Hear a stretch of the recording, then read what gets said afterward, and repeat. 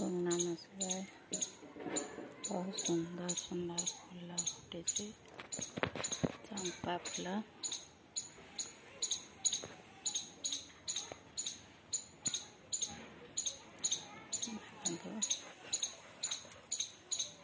जीवन रे बहुत साधारण हुअन्तु नहीं, कारण साधारण मनीष ही जीवन रे ठुकर पाती।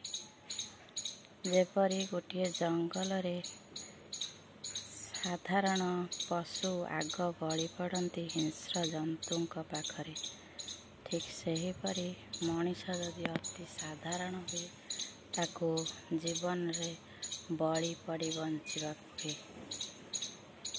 मरिबा जीवा ए दुईटी जिनिस जे मरी मरी जली जली बंचिब केवल साधारण लोक। यह ही ए कलिजुगर चिरंतन सत्य।